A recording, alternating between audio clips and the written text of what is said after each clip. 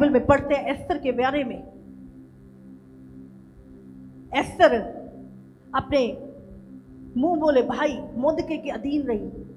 हमेशा उसके माता पिता नहीं थे बचपन से, लेकिन वही उसका भाई जो उसको गाइड किया करता था, और जब उसके अधीन रहती थी वो जो कहता था वो करती थी। एक समय आया जब राजा ने कहा, राजा की पटरानी जब उतर गई अपने पद से, तो राजा ने कहा मुझे दूसरी पटरानी चाहिए। और उस समय पर बहुत सारी लड़कियां उसके रनवास में भेजी गई, और उनमें से उसके उस भाई ने कहा ऐसी खबर निकली और मैं चाहता हूं तू भी जा,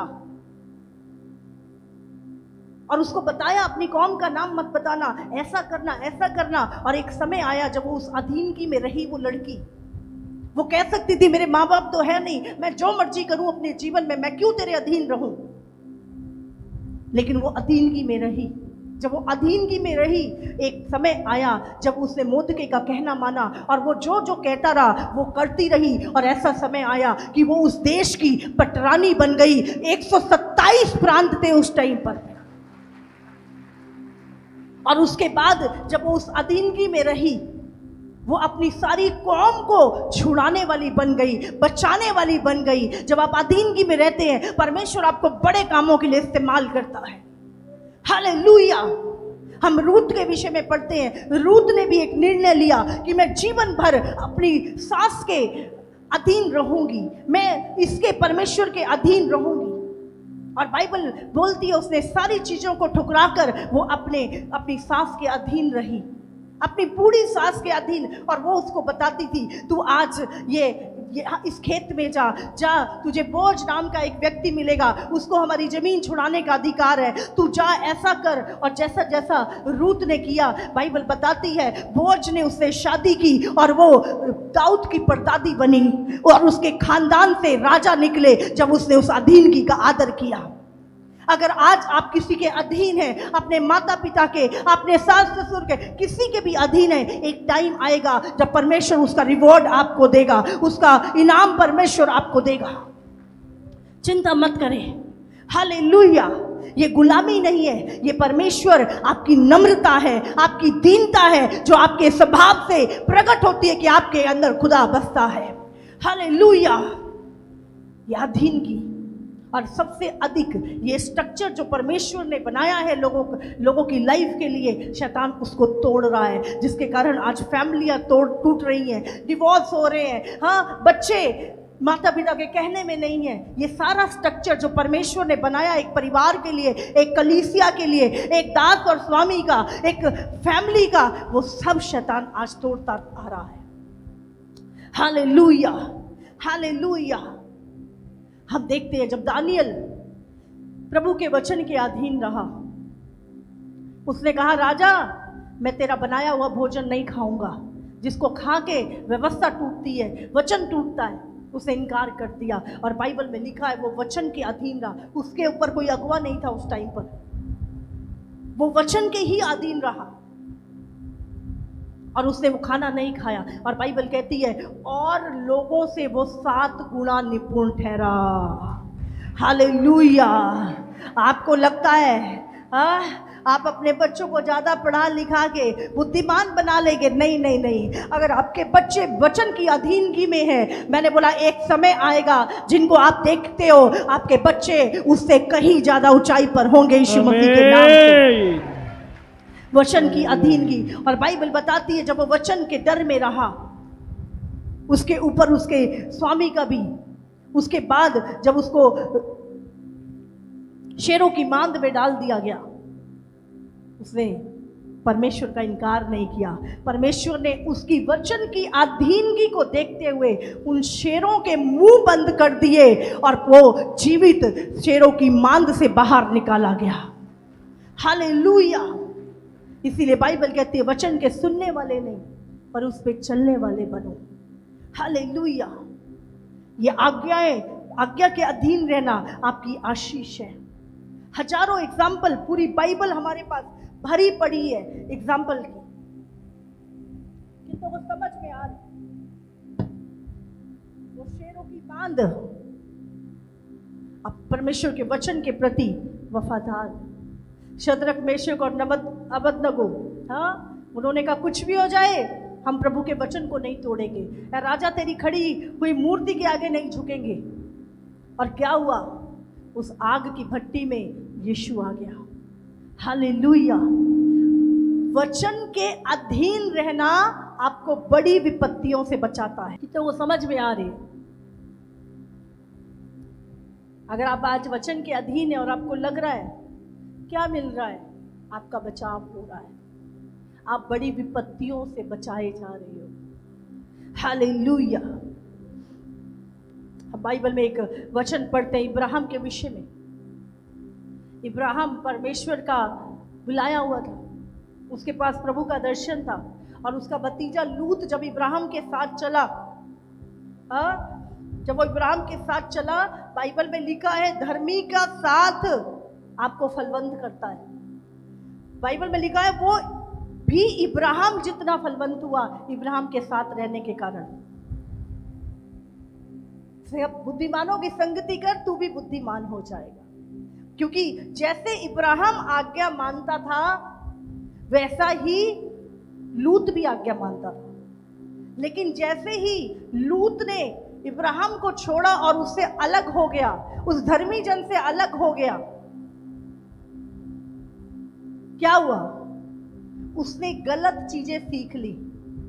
वहां पे समलैंगिकता का माहौल था, पाप का माहौल था, और फिर वो आज्ञा पे नहीं चलते थे। बाइबल में लिखा है वहां के लोग दुष्ट थे, यहोवा के लेखे में दुष्ट थे, और उन्होंने प्रभु के पीछे चलना छोड़ दिया। और एक ऐसा समय आया जब परमेश्वर ने निर्णय लिया कि मैं सदोम और अमोरा को खत्म कर दूंगा, और फिर भी इब्राहिम के कारण लूत और उसकी बेटियां बचाई गई और बाकी सब कुछ जल के खत्म हो गया। लेकिन जब वो इब्राहिम के साथ था तब ऐसा नहीं था। जब आप धर्मी के साथ रहते हैं, बुद्धिमानों के साथ बैठते उठते हैं, आपके बच्चे रहते हैं, आप भी आज्ञाकारिता में चलते हैं, और वही आज्ञाकारिता आपको बचा के रखती है। हालेलुया। और जो आज्ञाकारिता का जीवन होता है वो सुंदर होता है, वो डिसिप्लिन होता है। हालेलुया। पता है आपको, जब आप अधीन रहते हैं आप भय में रहते हैं, और जब आप भय में रहते हैं आप सही करते हैं, आप सही काम करते हैं। हालेलुया।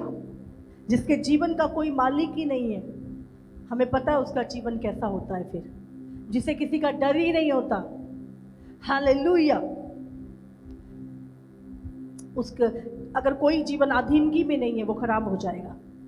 बच्चे अधीनगी में नहीं है माता पिता के, वो खराब हो जाएंगे। कलीसिया अगुओं की अधीनगी में नहीं है, वो खराब हो जाएगी। अगर बच्चे टीचर की अधीनगी में नहीं है, क्या होगा? वो निकम्मे ही रह जाएंगे।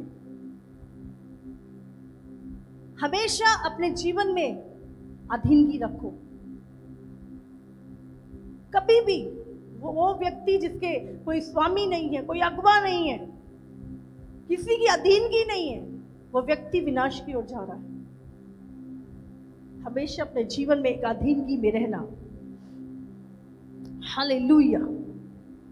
तारीफ करो परमेश्वर। आज अधीनगी ना होना लोगों को खराब कर रहा है, लोगों को खराब कर रहा है, और वो निराशा में जा रहे हैं। बाइबल हमें बताती है कि जब शमूएल, एक याजक था एली, जब उसकी अधीनगी में था, और बाइबल में लिखा है उसकी मां हन्ना एली अपने बेटे शमूएल को एली के अधीन कर गई, और शमूएल एली के अधीन बढ़ता गया। और जब वो अपने गुरु के अधीन बढ़ता गया, एक समय आया यहोवा ने शमूएल से बात की, और शमूएल से बात की, और शमूएल को इस्राएल का पहला भविष्यवक्ता बनाया। हालेलुया। समझ रहे हैं आप? जब आप अपने अगुओं की, अपने गुरुओं की, अपने याजकों के अधीन रहते हैं, एक समय आता है परमेश्वर उस अधीनगी के कारण, उस नम्रता के कारण आपको ऊंचा करता है, और वहीं से वो भविष्यवक्ता निकला। हालेलुया। और उस समय पर परमेश्वर किसी से बात नहीं करता था, लिखा उसका वचन दुर्बल था, लेकिन परमेश्वर ने शमूएल से बात की और उसको इस्राएल का भविष्यवक्ता बनाया। और उसके बाद शमूएल के अधीन जब परमेश्वर ने, शाऊल उस अधीनगी में आया और वो परमेश्वर के दास की अधीनगी में आया, शमूएल को परमेश्वर ने इस्राएल का पहला राजा बनाया। हालेलुया। लेकिन क्या हुआ, शाऊल शमूएल की अधीनगी में बना नहीं रहा। उसने कुछ आज्ञाएं जब शमूएल ने, परमेश्वर शमूएल को कहता था और शमूएल शाऊल राजा को बताता था, क्योंकि वो भविष्यवक्ता था। परमेश्वर भविष्यवक्ता से बात करता था और वो राजा को बताता था। और जब परमेश्वर ने कुछ चीजें बताई, कुछ इंस्ट्रक्शन दिए उसको, उसने नहीं माने। और बाइबल में लिखा है कि जब उसने शमूएल की आज्ञा नहीं मानी, उस अधीनगी में नहीं रहा, तो परमेश्वर का अभिषेक, परमेश्वर का जो अनुग्रह था उसके ऊपर से उठ गया। और परमेश्वर ने अपने लिए किसको चुना जानते हैं? दाऊद को। अच्छा, दाऊद को क्यों चुना परमेश्वर ने? दाऊद की लाइफ में परमेश्वर ने क्या देखा? दाऊद, बाइबल में लिखा है कि वो जंगल में, वो अपने माता पिता के अधीन था दाऊद, और उसके पिता ने उसको जंगल में बकरियां, भेड़ बकरियां चराने के लिए भेजा था। और बाइबल में लिखा है कि जब रात को कोई भेड़ को कोई शेर और भालू उठा के ले जाता था, कोई नहीं देखता था उसको, लेकिन उसको पता था मेरा पिता मुझसे पूछेगा भेड़ें कम क्यों हैं, भेड़ें कहाँ गई, ये उसको जवाब दे ही था। और वो बाइबल में लिखा है कि वो शेर और भालू का मुंह फाड़ देता था, उनसे भिड़ जाता था, पर अपनी एक भी भेड़ को खटने नहीं देता था। हालेलुया। और उसके बाद उसके पिता जो उसको बोलता था जा अपने भाइयों को खाना दे के आ, वो अपने पिता की अधीनगी में गया। और जब उसने देखा उसके भाई उसको बहुत इग्नोर करते थे, उसकी बेइज्जती करते थे, फिर भी वो अपने पिता की आज्ञा को मानता था। उसने जब गोलियत को देखा और उसने कहा अरे ये गोलियत की क्या मजाल, मेरे परमेश्वर की सेना को ललकार रहा है। परमेश्वर ने दाऊद के जीवन में एक अधीनगी देखी थी, जिसके कारण परमेश्वर ने, शाऊल ने जब बलवा किया तो उसने दाऊद को चुना। जब आप किसी भी अधीनगी में हो, चाहे वो आपके स्वामी की, आपके अगुओं की, आपके माता, किसी भी अधीनगी में जब आप हो, परमेश्वर आपकी लाइफ को चेक कर रहा है कि आपको वो ऊंचा पद दे, आपको वो राजा बनाए, परमेश्वर आपको ऊंचा उठाए। जब परमेश्वर आपको देख रहा है, अगर आप किसी भी अधीनगी में हैं। लेकिन अगर आपका जीवन किसी भी अधीनगी में नहीं है, याद रखो शैतान का स्वभाव वो कभी आपको अधीन नहीं रहने देगा। हालेलुया। ये उसका नेचर है, जैसा उसका स्वभाव है वही उसको पता है। अगर ये अधीनगी में रहा तो परमेश्वर इसको बढ़ाएगा, इसीलिए इसको अधीनगी से अलग करो और इसके जीवन में विद्रोह डालो, ताकि सब इसको कर्ज करें इसके विद्रोह में, और परमेश्वर भी इसको आशीष ना दे। हालेलुया। कितनों को समझ में आ रही? आज दो तरह के ज्ञान आप जानते हैं, एक आपकी आत्मा की फीड है, वो प्रभु का वचन है, और एक आपके प्राण का भोजन है, वो संसार का ज्ञान है। आज परमेश्वर चाहता है हम अपनी आत्मा का भोजन करें, जो प्रभु का वचन है। और जब हम आत्मा में स्ट्रांग होंगे, आत्मा में मजबूत होते जाएंगे, हर चीज को हम लांघ सकते हैं, हर परिस्थिति को हम जीत सकते हैं। लूका 12 उसका 15 वचन हम पढ़ते हैं। लूका 12:15 वचन। और उसने उनसे कहा, चौकस रहो और हर प्रकार के लोभ से अपने आप को बचाए रखो, क्योंकि किसी का जीवन उसकी संपत्ति की बहुतायत से नहीं होता। उसने उनसे एक दृष्टांत कहा। हालेलुया। यहाँ पर परमेश्वर अपने लोगों से बात कर रहा है। प्रभु ने कहा, और उसने उनसे कहा, चौकस रहो और हर प्रकार के लोभ से अपने आप को बचाए रखो, क्योंकि किसी का जीवन उसकी संपत्ति की बहुतायत से नहीं होता। और आगे परमेश्वर ने एक दृष्टांत भी बोला। उसने उनसे एक दृष्टांत कहा, किसी धनवान की भूमि में बड़ी उपज हुई। किसी धनवान की भूमि में बड़ी उपज हुई। तब वह अपने मन में विचार करने लगा, मैं क्या करूं, क्योंकि मेरे यहाँ जगह नहीं जहां अपनी उपज इत्यादि रखूं। और उसने कहा, मैं यह करूंगा, मैं अपनी बखारियां तोड़कर उनसे बड़ी बनाऊंगा और वहां अपना सब अन्न और संपत्ति रखूंगा।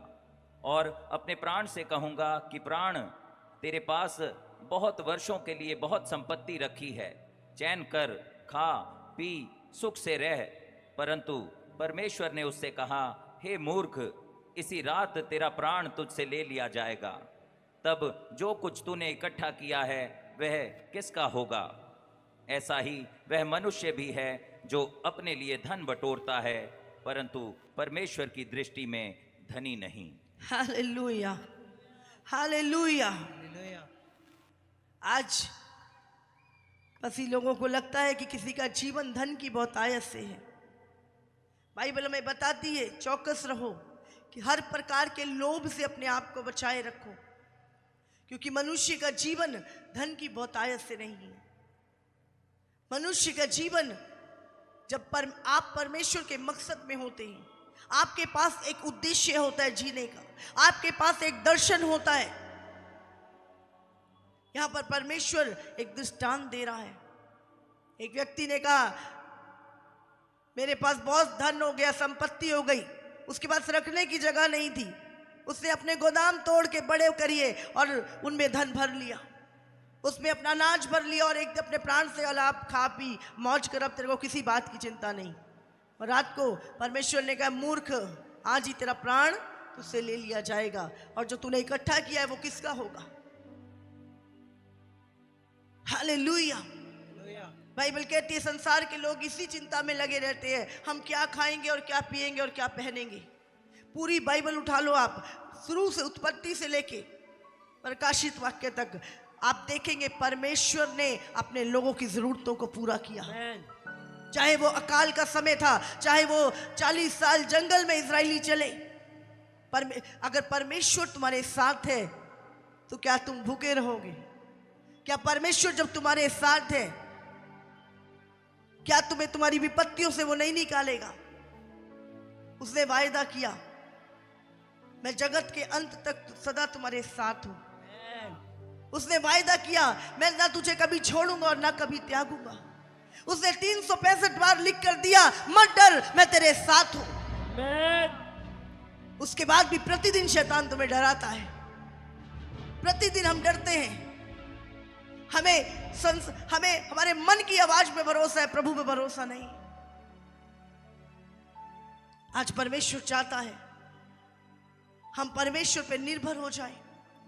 हम इस संसार में, जब परमेश्वर ने हमें चुना है, एक उद्देश्य के लिए चुना है। उसने कहा, सारे जगत में जाओ और सुसमाचार प्रचार करो। जो बातें मैंने तुम्हें मानना सिखाई उन्हें भी मानना सिखाओ, और मैं जगत के अंत तक सदैव तुम्हारे साथ हूं। परमेश्वर ने आपको और मुझे एक उद्देश्य दिया। हालेलुया। हम बच गए काफी नहीं है। यीशु मसीह खुद खोए हुओं को ढूंढने के लिए संसार में आया, और वही काम उसने आपको और मुझे भी सौंपा।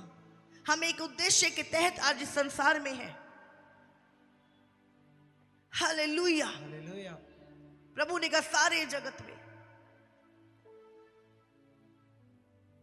जब हमारे जीवन में कोई दर्शन नहीं, हम निर्कुंज हो जाते हैं, फिर हम सुसाइड करते हैं, हमें पता नहीं क्या करें। अगर पैसे में जीवन होता तो करोड़पति अरबपति लोग सुसाइड ना करते। बड़े बड़े फिल्म स्टार सुसाइड कर लेते हैं, क्यों? पैसा है, शौहरत, नेम, फेम, सब। फिर क्यों मर गए? क्योंकि उसमें शांति नहीं है, उसमें जीवन नहीं है।